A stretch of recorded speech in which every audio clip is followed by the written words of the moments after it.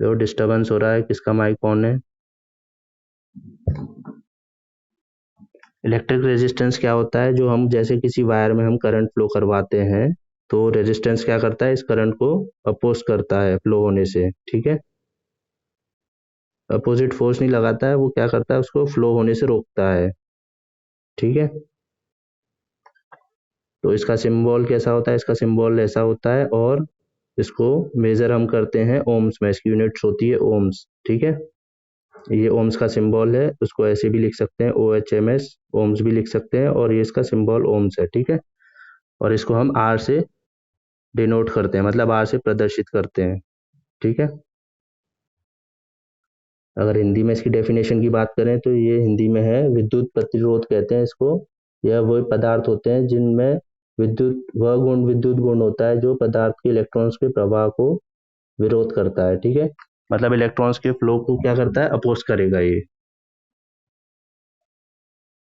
ठीक है। समझ में आया ये? और ये जो दिया है, जिनकी वजह से रेजिस्टेंस हमारा इफेक्ट करता है, फैक्टर अफेक्टिंग रेजिस्टेंस वैल्यू, ठीक है। मतलब जिनकी वजह से हमारा जो प्रतिरोध है वो प्रभावित होगा, कारक किन कारकों या घटक की वजह से हमारा रेजिस्टेंस जो है वो चेंज हो सकता है, या फिर डिपेंड करता है जिनके ऊपर। तो आर का फॉर्मूला है रो एल अपॉन ए, ठीक है। तो यहाँ रो क्या है? जो नेचर ऑफ मटेरियल है, किस मटेरियल का बना हुआ है। जैसे आयरन है हमारे पास, तो आयरन हमारा किस मटेरियल का बना हुआ है। और कॉपर है, कॉपर हमारा किस मटेरियल का बना है। ये क्या करते, वो क्या है, ये रेजिस्टिविटी बताता है हमारा, कितनी रेजिस्टिविटी है। ये जो रो है वो क्या है, मतलब कितना उसमें रेजिस्टेंस है, ये उस पे मटेरियल के ऊपर डिपेंड करता है, ठीक है। जो पदार्थ है उसका किस किस मटेरियल का है, वो उस पर डिपेंड करेगा रो उसका, ठीक है। उसके बाद एल जो है, एल क्या होगा?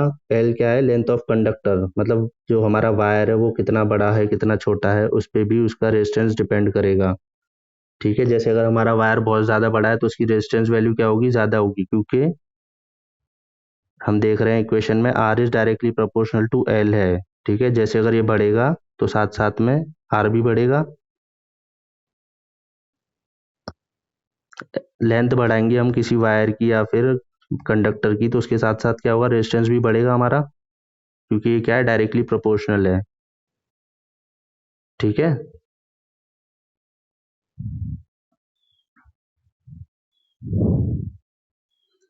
उसके बाद एक और फैक्टर बचा है, R is inversely proportional to area of wire, ठीक है। अगर तार का जो तार है हमारा, अगर वो पतला है या मोटा है, उस पर भी हमारा रेजिस्टेंस डिपेंड कर रहा है। तो अगर हमारा तार जो मोटा होगा तो उसका एरिया ज़्यादा होगा।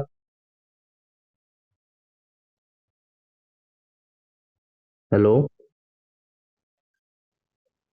अगर एरिया ज़्यादा होगा तो रेजिस्टेंस की वैल्यू पे क्या फ़र्क पड़ेगा? कम होगा, बढ़ेगा?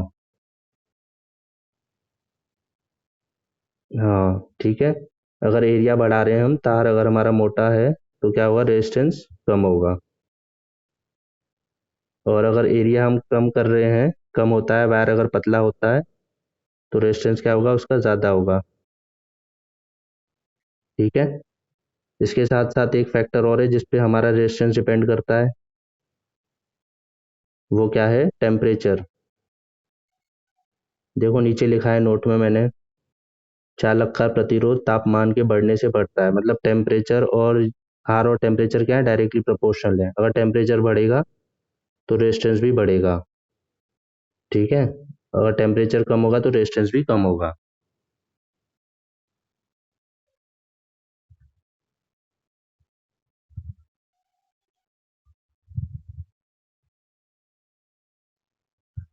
इतना समझ में आया सबको? उसके बाद हमने एक न्यूमेरिकल दिया था, ये BEE की नोट्स हैं सेम, उनको दिया था ये नोट्स, उन्होंने पता नहीं सॉल्व करके देखा है कि नहीं किया है। आप लोग के ग्रुप में तो अभी ऐड हुआ हूँ मैकेनिकल वाले में, ठीक है। तो इस न्यूमेरिकल में हमने क्या किया है, जो हमारा आर का फॉर्मूला है रेजिस्टेंस का,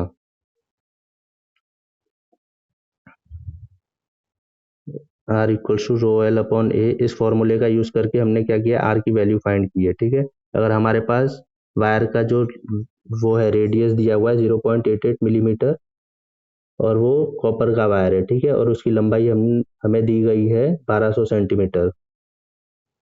तो इस धातु का हमें अगर रेजिस्टिविटी भी दी गई है साथ में 1.7 इंटू 10⁻², माइक्रो ओम मीटर्स, ठीक है। तो हमें क्या बोला गया है कि इसका रेजिस्टेंस फाइंड करना है। तो हम रेजिस्टेंस कैसे फाइंड कर सकते हैं, क्योंकि रो की वैल्यू हमारे पास है, एल की वैल्यू भी दी गई है 1200 सेंटीमीटर, ठीक है, और एल भी दिया गया है 1.7 10⁻² इंटू 10⁻�6, ठीक है, क्योंकि माइक्रो की जो वैल्यू होती है 10⁻�6 होती है, ठीक है, उसको भी मल्टीप्लाई करना है।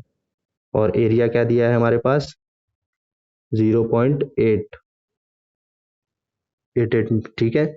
अभी तीनों का जब वैल्यू पुट कर देंगे तो हमें ये आर की वैल्यू मिलेगी, ठीक है। आप लोग करके देखना, मैं नोट्स वैसे शेयर कर दूंगा सारे, ये आप लोग खुद सॉल्व करके देखना है इनको, ठीक है। इसके बाद हम बात करते हैं कैपेसिटर की। कैपेसिटर क्या होता है, ये एक इलेक्ट्रिकल एलिमेंट होता है।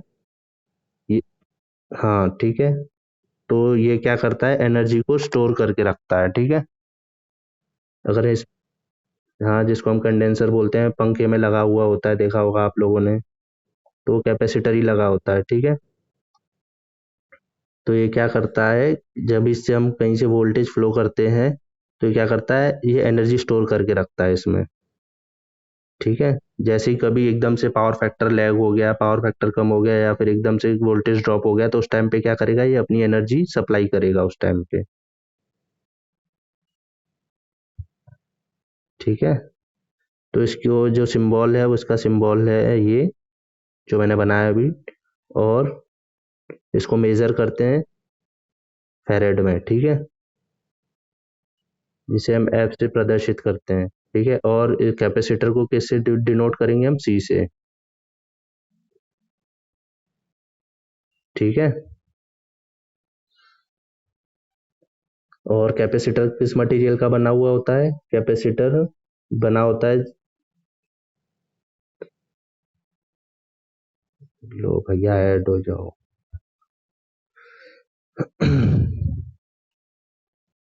इसमें दो प्लेट्स होती हैं, दो प्लेट्स जो होती हैं कंडक्टिंग मटेरियल की बनी होती हैं, और बीच में क्या होता है, डाइलेक्ट्रिक मीडियम होता है। ये बीच में क्या है, डाइलेक्ट्रिक मीडियम होता है यहाँ बीच में पूरा। जैसे एयर हो गया, या फिर रबर हो गया, या फिर प्लास्टिक हो गया, कुछ भी हो गया, यहाँ बीच में जो नॉन कंडक्टिंग मटेरियल होगा वो यहाँ बीच में रहेगा। जैसे जो हमारे वो थे, क्या थे, कुचालक होते थे, इंसुलेटर्स, वो यहाँ बीच में हम रखेंगे। और साइड से हम लोग क्या करते हैं, मीडियम लगाते हैं कंडक्टिंग मटेरियल, ठीक है। जैसे आयरन हो गया या फिर कॉपर हो गया, ये साइड के जो प्लेट्स होंगे वो ऐसे कंडक्टिंग मटेरियल के होंगे, बीच में डाइलेक्ट्रिक मीडियम होगा, उसका फॉर्म उससे बनता है, ठीक है, कैपेसिटर। कैपेसिटर जो बनता है, दो कंडक्टिंग वो होती है प्लेट्स हमारे पास, एक तो ये प्लेट है हमारे पास, एक ये प्लेट है, ठीक है। और बीच में हम क्या करते हैं, यहाँ पे डाइलेक्ट्रिक मीडियम फिल होता है। दोनों के बीच में डिफरेंस होता है, क्या होता है, ये जो डाइलेक्ट्रिक मीडियम है इसी में ही वो एनर्जी स्टोर करके रखता है, ठीक है। और फिर बाद में जब हमें जरूरत होती है, आवश्यकता होती है, उस टाइम पे ये एनर्जी का हम यूज कर सकते हैं, ठीक है। और इसका यूनिट जो है फैरेड होता है, और इसको सी से प्रदर्शित करते हैं हम, ठीक है। इसके बाद हम बात करेंगे इंसुलेटर की। इंसुलेटर क्या होते हैं, प्रेरक होते हैं। ये क्या करते हैं, जैसे अगर हम कहीं सप्लाई कर रहे हैं तो क्या करेगा, ये सडन चेंज ऑफ करंट को नहीं होने देगा, मतलब एकदम से करंट को बदलने नहीं देगा इस सर्किट में। इंसुलेटर का काम ये होता है, इंडक्टर का, सॉरी इंसुलेटर कह रहे हैं, इंडक्टर, ठीक है। उसका सिंबल इंडक्टर का ये बनाया है, ये इंडक्टर का सिंबल है, इसको एल से प्रदर्शित करते हैं। और इसका मेजरमेंट यानी मतलब इसकी मात्रा,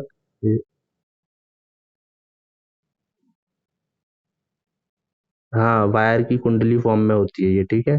अगर वायर को हम कुंडली फॉर्म में बना दें तो उसको हम इंडक्टर कह सकते हैं, हाँ, रिंग फॉर्म में, ठीक है।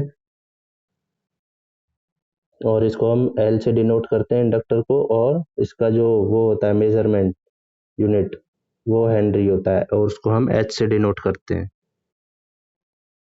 एल इंडक्टर को,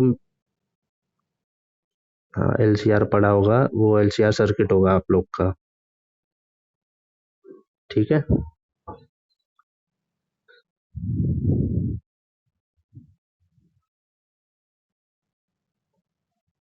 ठीक है, आज के लिए इतना काफ़ी है कि और पढ़ेंगे अभी बताओ।